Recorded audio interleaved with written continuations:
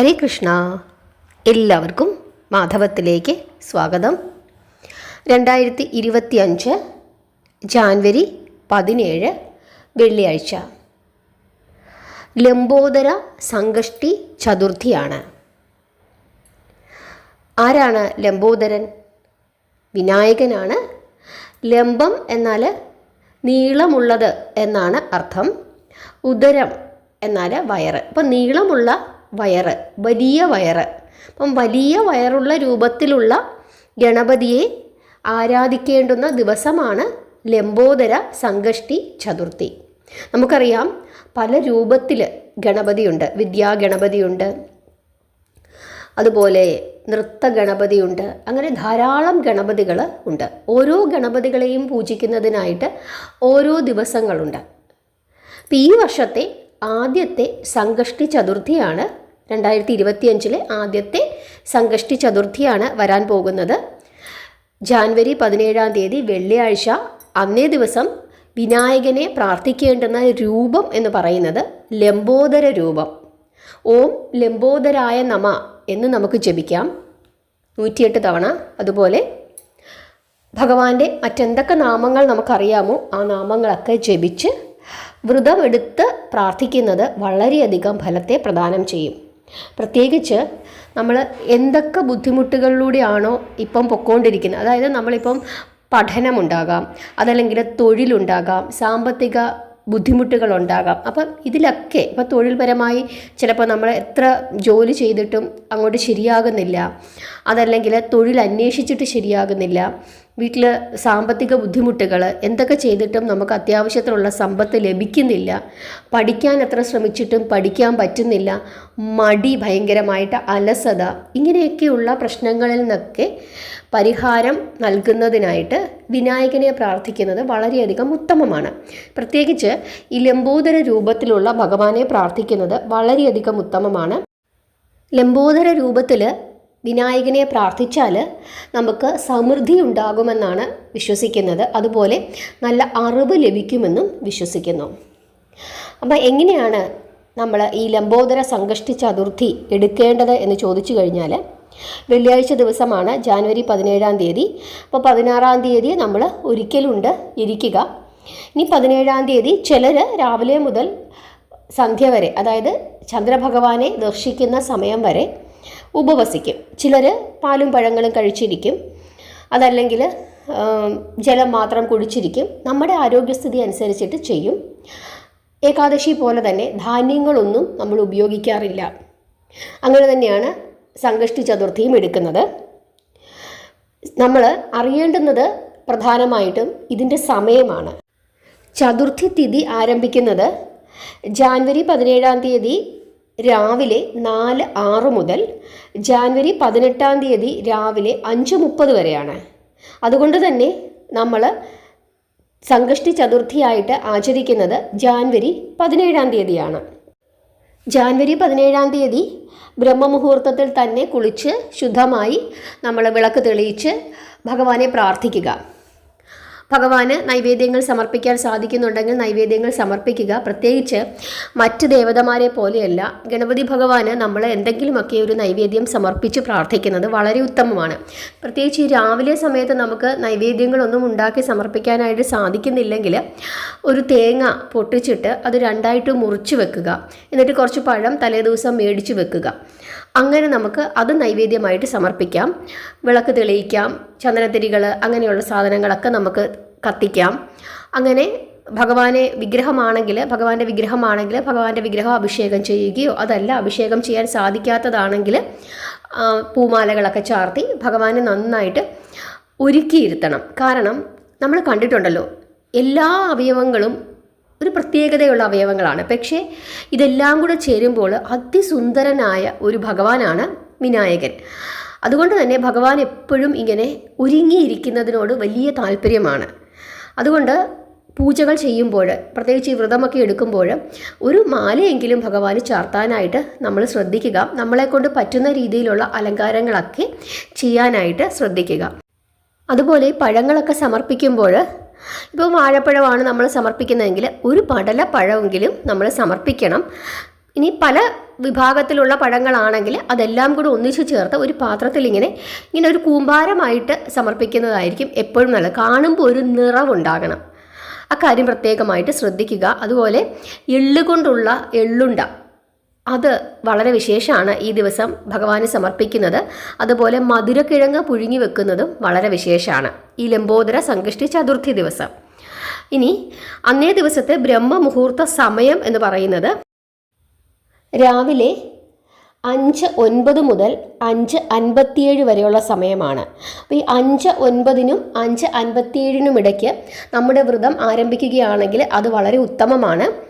അതല്ല, പ്രാർത്ഥിക്കുന്നു, വ്രതമില്ല, നമ്മൾ പ്രാർത്ഥിക്കുകയാണെങ്കിൽ പോലും ഈ സമയത്ത് വിഘ്നേശ്വരനെ പ്രാർത്ഥിക്കുന്നത് വളരെ വിശേഷമാണ്. ഓം ലംബോദരായ നമ എന്ന് 108 തവണ നമുക്ക് ജപിക്കാം. അപ്പം വഴിപാടുകളൊക്കെ സമർപ്പിച്ച് പ്രാർത്ഥിക്കാനായിട്ട് പ്രത്യേകം ശ്രദ്ധിക്കുക. അങ്ങനെ വേണം വിനായകനെ പ്രാർത്ഥിക്കാനായിട്ട്. എന്നിട്ട് എങ്ങനെയാണോ നമ്മൾ വ്രതം എടുക്കാനായിട്ട് ഉദ്ദേശിക്കുന്നത് അതേ രീതിയിൽ വ്രതം എടുക്കുക. ഉപവസിക്കാം, ജലം മാത്രം കുടിച്ചിരിക്കാം, അതല്ലെങ്കിൽ പാലും പഴങ്ങളും കഴിച്ചിരിക്കാം, നമ്മുടെ ഇഷ്ടം എങ്ങനെ വേണമെന്നുള്ളത്. ഇനി ശ്രദ്ധിക്കാനുള്ളത്, ഒരു കാരണവശാലും വിനായകന് സമർപ്പിക്കാൻ പാടില്ലാത്ത ഒരു പുഷ്പമുണ്ട്. ഒരു കാരണവശാലും തുളസി ഇലകൾ വിനായകന് സമർപ്പിക്കാൻ പാടില്ല. അക്കാര്യം പ്രത്യേകമായിട്ട് ശ്രദ്ധിക്കുക. തുളസി ഇലകൾ ഉപയോഗിക്കരുത്. അതുപോലെ ഈ സംകഷ്ടി ചതുർത്ഥി ദിവസം നമ്മൾ കറുപ്പ് വസ്ത്രം ധരിച്ചുകൊണ്ട് പ്രാർത്ഥിക്കരുത് എന്നാണ് പറയുന്നത്. ചുവന്ന വസ്ത്രമാണ് ഏറ്റവും നല്ലത്. ഉത്തമമായത് ചുവന്ന വസ്ത്രം ധരിച്ച് സ്ത്രീകൾ ഭഗവാനെ പ്രാർത്ഥിക്കുന്നതാണ് ഏറ്റവും ഉത്തമമെന്ന് വിശ്വസിക്കുന്നു. ഇനി ഏറ്റവും ഉത്തമമായ ഭഗവാനെ പ്രാർത്ഥിക്കാനായിട്ട് ഇപ്പോൾ ബ്രഹ്മമുഹൂർത്തത്തിൽ നമ്മൾ പ്രാർത്ഥിച്ചു, അതിനുശേഷം നമുക്ക് ഭഗവാന് നൈവേദ്യം സമർപ്പിച്ച് പ്രാർത്ഥിക്കണമെന്നുണ്ടെങ്കിൽ ഇപ്പോൾ ബ്രഹ്മമുഹൂർത്തം, അതായത് 5:09 മുതൽ 5:57 വരെയുള്ള സമയത്ത് നമ്മൾ വിളക്ക് തെളിയിച്ച് പ്രാർത്ഥിച്ചു, അതിനുശേഷമാണ് നമ്മൾ വഴിപാടുകൾ സമർപ്പിക്കാനായിട്ട് ഉദ്ദേശിക്കുന്നത്. അങ്ങനെയുണ്ടെങ്കിൽ അതിന് ഏറ്റവും ഉത്തമമായ സമയമെന്ന് പറയുന്നത് രാവിലെ 5:54 മുതൽ 7:15 വരെയുള്ള സമയമാണ്. രാവിലെ 5:54 മുതൽ 7:15 വരെ. ആ സമയത്തിനുള്ളിൽ നമുക്ക് കുറച്ച് പാൽപ്പായസമോ അതല്ലെങ്കിൽ എള്ളുണ്ടയോ നമ്മളെ കൊണ്ട് പറ്റുന്ന എന്താണോ, ലഡുവോ അല്ലെങ്കിൽ കൊഴുക്കട്ടയോ മോദകം, അങ്ങനെ എന്താണോ നമ്മളെ കൊണ്ട് നമ്മുടെ കൈകൊണ്ട് ഉണ്ടാക്കി സമർപ്പിക്കാൻ സാധിക്കുന്നത് അത് ഈ 7:15 മുമ്പായിട്ട് സമർപ്പിക്കുന്നത് വളരെയധികം ഉത്തമമാണ്. കാരണം ഏറ്റവും നല്ല ഒരു പൂജാ മുഹൂർത്ത സമയമാണ് ഈ ബ്രഹ്മമുഹൂർത്തം കഴിഞ്ഞാൽ 5:54 മുതൽ 7:15 വരെയുള്ള സമയം. ഇനി വൈകുന്നേരം നമുക്ക് ഭഗവാനെ പൂജിക്കാനുള്ള ഏറ്റവും ഉത്തമമായ സമയമെന്ന് പറയുന്നത് വൈകുന്നേരം 5:48 മുതൽ 7:09 വരെയുള്ള സമയമാണ്. ആ സമയത്തും നമ്മളെ കൊണ്ട് പറ്റുന്ന രീതിയിൽ എന്തെങ്കിലും വഴിപാടുകൾ ഭഗവാനെ സമർപ്പിച്ച് പ്രാർത്ഥിക്കുന്നത് വളരെയധികം ഉത്തമമാണ്. പ്രത്യേകമായിട്ട് ശ്രദ്ധിക്കേണ്ടത് തുളസി ഇലകൾ ഉപയോഗിക്കരുത്. കറുകമാല അത് വളരെ വിശേഷമാണ്. 1-2 കറുക പുല്ലുകൾ പറിച്ചിട്ട് അത് ഭഗവാനെ സമർപ്പിക്കുന്നത് വളരെ വിശേഷമാണ്. അതുപോലെ കരിമ്പ് ഭഗവാന് വലിയ വിശേഷമാണ്. മധുരക്കിഴങ്ങ് പുഴുങ്ങി വെക്കുന്നത് ഇന്നേ ദിവസം വളരെ വിശേഷമാണ്. ഈ കാര്യങ്ങളൊക്കെ പ്രത്യേകമായിട്ട് ശ്രദ്ധിക്കുക. ഇനി എങ്ങനെയാണ് വ്രതം അവസാനിപ്പിക്കേണ്ടത്? അതായത് കേരളത്തിൽ രാത്രിയിൽ 9:24 പഞ്ചാംഗ പ്രകാരം ചന്ദ്രോദയം. അപ്പോൾ ആ ചന്ദ്രോദയ സമയത്ത് നമ്മൾ ചന്ദ്രനെ കാണാനായിട്ട് ശ്രദ്ധിക്കുക. അപ്പോൾ നിങ്ങൾ ആലോചിക്കും, ചതുർത്ഥിക്ക് ചന്ദ്രനെ കാണരുതല്ലോ എന്നാണ് പറയുന്നതെന്ന്. പക്ഷേ വിനായക ചതുർത്ഥിക്കാണ് ചന്ദ്രനെ കാണാനായിട്ട് നമുക്ക് നിഷിദ്ധമായിട്ടുള്ളത്. പക്ഷേ സംകഷ്ടി ചതുർത്ഥി ദിവസം ചന്ദ്രഭഗവാനെ ദർശിച്ചിട്ട് വേണം നമ്മുടെ വ്രതം അവസാനിപ്പിക്കാനായിട്ട്. കേരളത്തിൽ പഞ്ചാംഗപ്രകാരം ചന്ദ്രോദയം രാത്രി 9:24 അപ്പോൾ ചില സ്ഥലങ്ങളിലൊക്കെ രാത്രിയിൽ ഈ 9:24 ചന്ദ്രഭഗവാനെ കാണാനായിട്ട് സാധിക്കത്തില്ല. പക്ഷേ എപ്പോഴാണോ നമ്മൾ ചന്ദ്രഭഗവാനെ രാത്രിയിൽ കാണുന്നത്, ഭഗവാനെ കണ്ടതിനു ശേഷം ഭഗവാനെ പ്രാർത്ഥിക്കണം. ഭഗവാനെ പ്രാർത്ഥിച്ചിട്ട് നമ്മുടെ ഈ ദോഷങ്ങളൊക്കെ മാറ്റിത്തരണമേ എന്ന് ഭഗവാനോട് പ്രാർത്ഥിച്ചതിന് ശേഷം വിളക്ക് തെളിയിച്ച് തീർത്ഥം സേവിച്ച് നമ്മുടെ വ്രതം അവസാനിപ്പിക്കാം.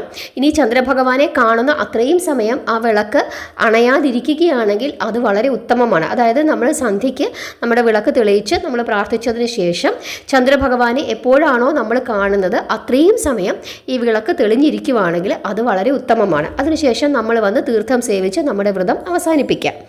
അക്കാര്യങ്ങളാണ് പ്രത്യേകമായിട്ട് ശ്രദ്ധിക്കേണ്ടത്. ഇനി ചന്ദ്രഭഗവാനെ നമ്മൾ കുറേ സമയം നോക്കി നമുക്ക് കാണാൻ പറ്റുന്നില്ല, മഴമേഘങ്ങളുണ്ട്, മറ്റെന്തെങ്കിലുമൊക്കെ പ്രശ്നങ്ങളുണ്ട്, കാണാൻ പറ്റുന്നില്ലെങ്കിൽ അങ്ങനെയുള്ളവർ ചെയ്യാൻ പറ്റുന്ന ഏറ്റവും ഉത്തമമായൊരു കാര്യമെന്ന് പറഞ്ഞു കഴിഞ്ഞാൽ നമ്മുടെ വീട്ടിൽ എന്തായാലും ഭഗവാൻ മഹാദേവൻ്റെ ഒരു ഫോട്ടോ കാണും.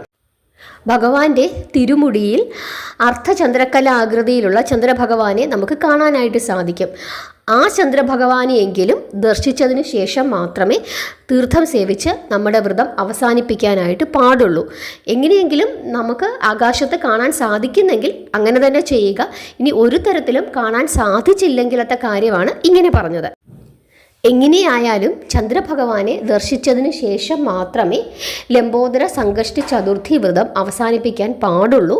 അതിനുശേഷം നമുക്ക് തീർത്ഥം സേവിച്ച് ഭഗവാനെ പ്രാർത്ഥിച്ച് നമ്മുടെ വ്രതം സ്വീകരിക്കണമേ, എന്തെങ്കിലും തെറ്റുകുറ്റങ്ങളുണ്ടെങ്കിൽ അതൊക്കെ ക്ഷമിക്കണമേ എന്ന് പറഞ്ഞ് പ്രാർത്ഥിച്ച് നമസ്കരിച്ച് തീർത്ഥം സേവിച്ച് നമ്മുടെ വ്രതം അവസാനിപ്പിക്കാം. ഇനി വ്രതം എടുക്കാൻ സാധിക്കാത്തവർ പോലും ശുദ്ധാഹാരത്തിലിരുന്ന്, അതായത് നോൺ വെജിറ്റേറിയൻ ഭക്ഷണങ്ങളൊക്കെ ഒഴിവാക്കിക്കൊണ്ട് ഭഗവാനെ പ്രാർത്ഥിക്കുന്നത് വളരെയധികം ഉത്തമമാണ്. ഗണപതി ക്ഷേത്ര ദർശനം നടത്തുന്നത് വളരെയധികം ശ്രേയസ്കരമാണ്. ഓം ലംബോദരായ നമ എന്ന് ജപിക്കുന്നതും വളരെയധികം ഉത്തമമാണ്. അപ്പോൾ ഈ കാര്യങ്ങളൊക്കെയാണ് ഈ വ്രതം എടുക്കുന്നതിനായിട്ട് നമ്മൾ ശ്രദ്ധിക്കാനുള്ളത്. ഇനി വ്രതം എടുത്തില്ലെങ്കിൽ പോലും നമ്മൾ അന്നേ ദിവസം ക്ഷേത്ര ദർശനം ചെയ്യുമ്പോൾ കറുത്ത വസ്ത്രം ധരിച്ചുകൊണ്ട് പോകാതിരിക്കുക. നമ്മുടെ കയ്യിൽ ചുവന്ന നിറത്തിലുള്ള വസ്ത്രങ്ങൾ ഉണ്ടെങ്കിൽ അത് ധരിക്കാനായിട്ട് ശ്രദ്ധിക്കുക. അതല്ലെങ്കിൽ മഞ്ഞ നിറത്തിലുള്ള വസ്ത്രങ്ങളും ശുഭകരമാണ്. ഇനി ഇതൊക്കെ ഒരു വിശ്വാസങ്ങളാണ്. പണ്ട് മുതലേ നമ്മളോട് നമ്മുടെ പൂർവികർ പറഞ്ഞിട്ടുള്ള കാര്യങ്ങളാണ് ഞാൻ ഈ പറഞ്ഞത്. അതല്ലാതെ കറുത്ത വസ്ത്രം ധരിച്ചതുകൊണ്ട് എന്ത് സംഭവിക്കും എന്ന് ചോദിച്ചു കഴിഞ്ഞാൽ എനിക്കതിന് ഉത്തരമില്ല. ഇതിനെയൊക്കെ വിശ്വാസങ്ങളുടെ ഭാഗമായി മാത്രം നിങ്ങളെല്ലാവരും എടുക്കുക. എല്ലാം നമ്മുടെ വിശ്വാസമാണ്. ആ വിശ്വാസങ്ങളാണ് നമ്മളെ മുമ്പോട്ട് നയിക്കുന്നത്. കാര്യം നിങ്ങൾ മനസ്സിൽ വെക്കുക. തുളസി ഇലകൾ ഒരു കാരണവശാലും വിനായകന് സമർപ്പിക്കരുത്. അതുപോലെ ചന്ദ്രദർശനം നടത്തിയതിന് ശേഷം വ്രതം അവസാനിപ്പിക്കുക. ഈ ദാനധർമ്മങ്ങൾ ചെയ്യുന്നത് വളരെയധികം അന്നേ ദിവസം ഉത്തമമാണ്. പ്രത്യേകിച്ച് മധുര പലഹാരങ്ങൾ, ഉണ്ണിയപ്പം, ലഡ്ഡു, മോദകം, അതുപോലെ എള്ളുണ്ട, ഇതൊക്കെ വളരെ വിശേഷമാണ് അന്നേ ദിവസം ദാനം ചെയ്യുന്നത്. ഇപ്പോൾ കൊച്ചുകുട്ടികൾ ആരെങ്കിലുമൊക്കെ നമ്മളിപ്പോൾ ക്ഷേത്രത്തിലുണ്ട് അല്ലെങ്കിൽ എവിടെയെങ്കിലും പോകുന്നു, ആ സമയത്ത് അവർക്കൊക്കെ നമ്മൾ ഇപ്പോൾ വഴിപാട് കഴിപ്പിച്ചതാണെങ്കിൽ പോലും കുറച്ച് കൂടുതൽ കഴിപ്പിച്ചിട്ട് അവർക്കൊക്കെ വിതരണം ചെയ്യുന്നത് വളരെയധികം ഉത്തമമാണ്. ഇപ്പോൾ നമ്മൾ തന്നെ ക്ഷേത്രത്തിൽ പോയിരിക്കുന്ന സമയത്ത് കുറച്ച് കൂടുതൽ വഴിപാടുകളൊക്കെ സമർപ്പിച്ചിട്ട് ഈ ഉണ്ണിയപ്പോ അല്ലെങ്കിൽ പാൽപ്പായസമോ ഒക്കെ നമുക്ക് കുറേശ്ശെ കൊണ്ട് തരുമ്പോൾ നമുക്കത് കഴിക്കുമ്പോൾ നമുക്കുണ്ടാകുന്ന ഒരു അനുഭൂതി, ഭഗവാനെ ഞാൻ അമ്പലത്തിലിരുന്ന സമയത്ത് ഭഗവാന്റെ പ്രസാദം ഒരാൾ കൊണ്ട് തന്നല്ലോ, എനിക്കത് കഴിക്കാനായിട്ട് പറ്റിയല്ലോ, ഇങ്ങനെ നമ്മൾ ചിന്തിക്കാറുണ്ട്. അപ്പോൾ അതേപോലെ അങ്ങനെയൊക്കെ ചെയ്യുന്നത് വളരെയധികം ഉത്തമമാണ്. എല്ലാവർക്കും ഈ വ്രതത്തിൻ്റെ മഹാത്മ്യം മനസ്സിലായി എന്ന് വിശ്വസിക്കുന്നു. പറ്റുന്നവരൊക്കെ തന്നെ വ്രതമെടുത്ത് പ്രാർത്ഥിക്കുക. അല്ലാത്തവർ അന്നേ ദിവസത്തിൻ്റെ പ്രാധാന്യം മനസ്സിലാക്കി ഭഗവാന്റെ ലംബോദര രൂപത്തെ പ്രാർത്ഥിക്കുക. ഗണപതി ക്ഷേത്ര ദർശനം നടത്തുക. എല്ലാവരെയും ഭഗവാൻ അനുഗ്രഹിക്കട്ടെ. ഹരേ കൃഷ്ണ.